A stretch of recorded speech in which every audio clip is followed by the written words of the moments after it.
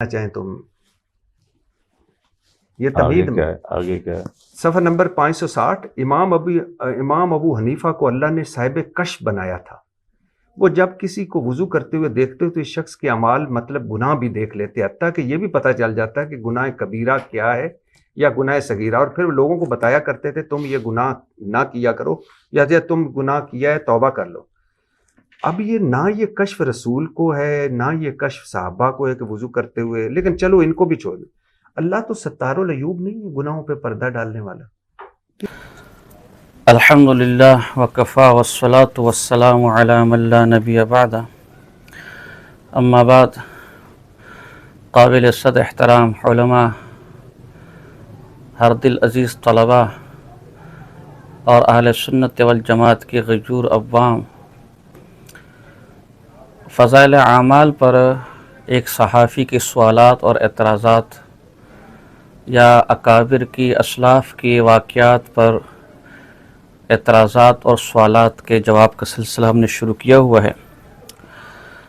اس سلسلے میں آج کا جو اعتراض ہے آپ نے اس صحافی کی زبان سے سن لیا ہے کہ امام ابو حنیفہ امام اعظم، امام بخاری رحمہ اللہ کے دادا استاذ امام اعظم امام ابو حنیفہ رحمہ اللہ کو اللہ نے یہ کشف عطا کیا تھا کہ جب ان کے سامنے یا بعض اوقات جب کوئی وضو کرتا تو اس وضو سے جو گناہ دھلتے وہ انہیں نظر آ جاتے۔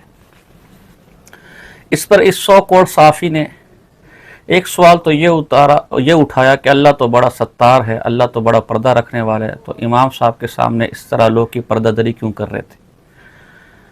آپ قیامت کی نشانی دیکھیں کہ یہ سوال وہ صحافی اٹھا رہے ہیں جن کا ذریعہ معاش ہی، جن کی روزی روٹی ہی، جن کے تن پر جو کپڑے ہیں، ہاتھ میں جو قلم ہے، جو صفحات ہیں، جو گریبان میں مائک لگا ہوا ہے، جس گاڑی میں آئے، یہاں سے جانے کے بعد جو کھانا کھائیں گے، وہ سب غیبت کر کے اور دوسروں کی پردہ دریاں کر کے حاصل کیا۔ ان صحافیوں کا کیا کام ہے؟ میں نے اس صحافی کو سنا نہیں ہے اور نہ شوق بھی ہے، ساتھیوں نے مجھے معلومات دی کہ اس کی ساری زندگی وجہ شہرت ایک سیاسی پارٹی، چلو میں نام بھی لے لیتا ہوں جیسے یہ نون لیگ والے ہیں، ان کی حتیٰ کہ یہ اس قدر یعنی بے شرم واقعہ ہوا ہے کہ وہ جو ان کی عورتیں ہیں جو اس وقت پنجاب کی وزیر اعلیٰ ہے، ان تک کو اس نے معاف نہیں کیا۔ اس کی وجہ شہرت ہی ان کے اوپر جھوٹے الزام لگانا، ان پر تانے کسنا اور چن چن کے جو ہے ان پر پروگرام بنانا۔ تو یہ اس وقت آپ کو پردہ دری یاد نہیں رہتی؟ اس وقت آپ کو اللہ کا ستار العیوب ہونا یاد نہیں رہتا؟ وہ کسی نے چھانی نے لوٹے کو تانا دیا کہ تجھ میں 2 سوراخ ہیں، اور یہاں چھانی جو پوری سوراخ ہے وہ اس کو نظر نہیں آ رہا، یہ خود سر سے لے کر بدن تک چھنی ہے، اور اوروں کے کہہ رہے کہ جی دوسروں کے عیوب کیوں ظاہر کر رہے ہیں۔ بہرحال ہم مسئلے کی طرف آتے ہیں۔ یہ تو خواہ مخواہ میں ان کی ایک لفاظی کے جواب میں ہم نے لفاظی کر دی، اگرچہ ہم اس کے قائل نہیں، ہم دلیل کے قائل ہیں۔ ہم نے پہلے بھی جہاں حضرت شیخ الحدیث مولانا زکریا صاحب رحمۃ اللہ علیہ کے والد صاحب پر اعتراض کا جواب دیا تھا، وہاں ہم نے کہا تھا کہ ہم کرامت کے قائل ہیں، اہل سنت والجماعت، اور معتزلہ جو گمراہ فرقہ وہ کرامات کا منکر ہے۔ اب کرامات میں بہت سی چیزیں ہو سکتی ہیں، دور کی مسافت آپ جلدی طے کر سکتے ہیں، اور پانی پر چل سکتے ہیں، ہوا میں چل سکتے ہیں۔ انہی کرامتوں میں سے ایک فراست بھی ہے، فراست اور کشف۔ فراست اور کشف کیا کہ بعض اوقات اللہ اپنے کسی محبوب، کسی نیک بندے کو کوئی چھپی ہوئی چیز دکھا دیتا ہے، کوئی چھپی ہوئی چیز کو بتا دیتا ہے جو اوروں کی نظر سے اوجھل ہوتی ہے۔ تو یہ فراست اور کشف، کسی چھپی ہوئی، کسی مخفی، کسی پردے میں مخفی چیز کو دیکھ لینا، یہ بھی کرامت کی قبیل میں سے، اور ہم کرامت کے قائل ہیں تو لا محالہ کشف اور فراست کے بھی قائل ہیں، اور اس کا منکر جیسے کرامت کا منکر معتزلی ہے تو کشف اور فراست مومن کا منکر بھی معتزلی کہلائے گا۔ یہ میرے پاس علامہ قسطلانی رحمہ اللہ جو بخاری کے شارح ہیں، ان کی مشہور بخاری کی شرح ارشاد الساری ہے، مکتبہ وحیدیہ ہے، اور اس کی جلد نمبر 20 ہے۔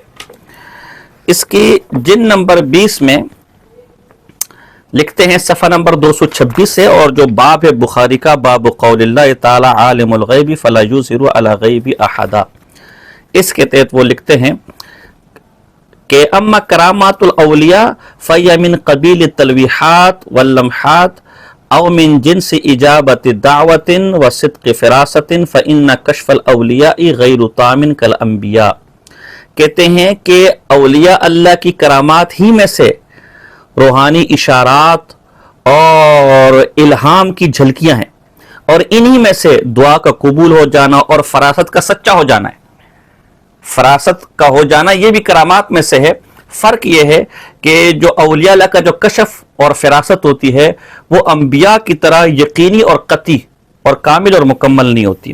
تو معلوم ہوا کہ کشف اور فراست یہ بھی کرامات ہی کا حصہ ہے، کرامات ہی کی قبیل میں سے، اور اہل سنت والجماعت کرامات کے قائل ہیں. قرآن میں سے کرامت کا ثبوت اگر آپ کو چاہیے تو اس پر 20 آیات اور خود قرآن کے اندر ایسے کئی واقعات پیش کیے جا سکتے ہیں، لیکن وقت کم ہے.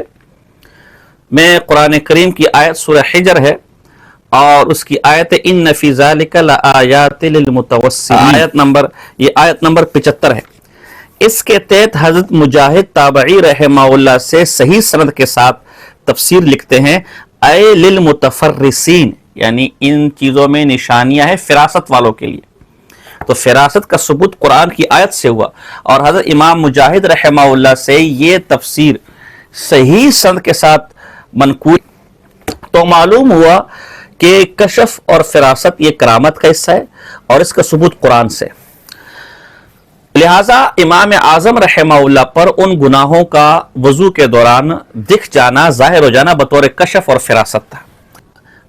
اچھا، اب فراست کا ثبوت حدیث سے، قرآن سے تو ہو گیا، اب حدیث سے.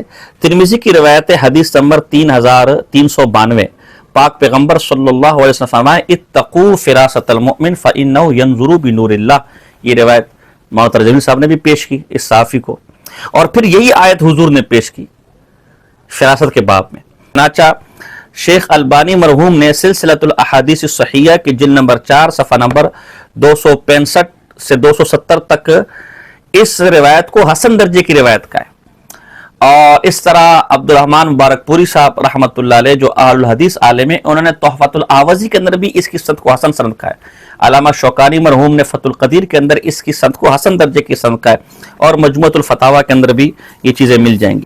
تو حدیث سے بھی اس کا ثبوت ہو گیا فراست کا.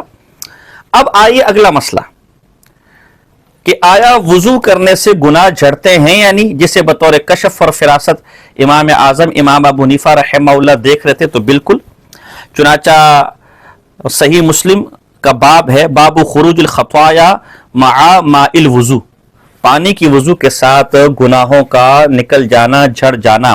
حدیث نمبر 244 ہے. حضرت ابو ہریرہ رضی اللہ تعالی روایت کرتے کہ جب آدمی وضو کرتا ہے، چہرہ دھوتا ہے، تو چہرے سے آخری قطرہ گرنے کے ساتھ آنکھوں نے جو گناہ کیے ہوتے ہیں وہ جھڑ جاتے ہیں. ہاتھ دھوتا ہے تو ہاتھ سے آخری قطرہ گرنے کے ساتھ ہی جو ہاتھوں سے گناہ کیے ہوتے ہیں وہ گر جاتے، جھڑ جاتے ہیں. جب پاؤں دھوتا ہے الآخری، تو پاؤں کے آخری قطرے کی گرنے کے ساتھ ہی پاؤں کے ذریعے سے جو گناہ کیے ہوتے ہیں وہ جھڑ جاتے ہیں. تو معلوم ہوا کہ وضو کے ذریعے سے انسان کے بدن سے گناہ جھڑتے ہیں. تو یہی گناہ اللہ تعالیٰ نے بطور کشف اور فراست امام اعظم امام ابو حنیفہ رحمہ اللہ کو دکھلا دیے تھے. اب امام اعظم کا یہ کشف یا فراست کس نے لکھا ہے؟ تو یہ بہت بڑے امام گزرے ہیں، فقہ کے بھی اور علم کلام کے بھی، عقیدے کی بھی. امام عبد الوہاب شعرانی رحمہ اللہ، ان کی یہ المیزان الکبریٰ میرے پاس ہے، اور یہ دارالکتب العلمیہ کا یہ نسخہ ہے، اور صفحہ نمبر اس کا 130 ہے. صفحہ نمبر 130 پر حضرت علی خواص جو ان کے پیر و مرشد تھے ان سے نقل کرتے ہیں کہ مائع مستعمل سے وضو کرنے سے شریعت نے اس لیے منع کیا ہے کہ اس سے چونکہ گناہ جڑتے ہیں تو یہ پانی ایک طرح کا نجس ہو جاتا ہے، اس لیے مائع مستعمل کو یعنی یہ پاک کرنے والا نہیں ہے. اسی کی ضمن میں لکھتے ہیں فَإِذَنْ كَانَ ابو حنیفہ و ابو یوسف من اہل الکشف. معلوم ہوا، اس سے تو معلوم ہوا کہ امام حنیفہ اور جو صاحبین وہ اہل کشف ہے، تبھی وہ وضو میں استعمال کا پانی سے اگرچہ پاک ہے لیکن وہ وضو یا پاکی حاصل کرنے کی اجازت نہیں دیتے. تو کہتے ہیں ہاں نعم کان ابو حنیفہ وصاحبہ من اعظم اہل الکشف فکان اذا رأى الماء الذي يتوضأ منه الناس يعرف اعیان تلك الخطايا التي خرت في الماء. ہاں امام ابو حنیفہ اور ان کے دونوں شاگرد امام ابو یوسف امام محمد بہت بڑے صاحب کشف تھے. یہی وجہ تھی کہ جب لوگ ان کے سامنے وضو کرتے تھے تو وضو کے ذریعے سے جو گناہ ان کے جھڑتے تھے وہ انہیں بطور کشف دیکھ لیتے تھے. تو یہ اس کا ثبوت بھی موجود ہے. اب آگے چلیے، یہ امام ابن قیم جوزیہ رحمہ اللہ کی کتاب الروح میرے پاس، ان کا حوالے اس لیے میں دے رہا ہوں کہ اہل الحدیث حضرات بھی اعتراض کرتے ہیں، تو غیر مقلد اہل الحدیث ان کو بہت مانتے ہیں، بہت تسلیم کرتے ہیں. اور یہ جو میرے پاس نسخہ ہے یہ بیروت لبنان کا ہے، بیروت لبنان کا یہ دارالارقم کا چھپا ہوا ہے، اور اس پر انہوں نے باقاعدہ باب قائم کیا ہے صفحہ نمبر 298 پر، الفرق بین الفراست والظن، باقاعدہ ایک فصل قائم کی ہے فراست اور ظن کے درمیان فرق، اور پھر کئی چیزیں کشف کی یہاں ذکر کی ہے. حتیٰ کہ جنید بغدادی رحمہ اللہ کا ایسا واقعہ بھی ذکر کیا ہے جس کا تعلق دل کے ساتھ ہے. دل کے پوشیدہ خیالات پر جنید بغدادی مطلع ہو گئے تھے. یہ اب کوئی دیوبندی یا کوئی سنی نقل کرے گا تو کہیں گے سارے مشرک ہیں معاذ اللہ. اسی میں لکھتے ہیں جو واقعہ ماترجم صاحب نے کوٹ کیا، اور یہ واقعہ دیگر کتابوں میں بھی ہے، مثلا رسالہ قشیریہ کے اندر بھی ہے، احیاء علوم دین کے اندر بھی ہے، تفاسیر کے اندر بھی ہے، تفسیر میں امام رازی کی تفسیر کے اندر بھی یہ واقعہ آپ کو مل جائے گا، امام غزالی کی احیاء علوم دین کے اندر بھی مل جائے گا، امام قشیری کی رسالہ قشیریہ دیگر کی کتابوں میں مل جائے گا. میں ان کا حوالہ اس لیے خاص طور پر پیش کر رہا ہوں کہ ابن تیمیہ رحمہ اللہ اور ابن قیم رحمہ اللہ اسے اہل حدیث حضرات بہت مانتے ہیں.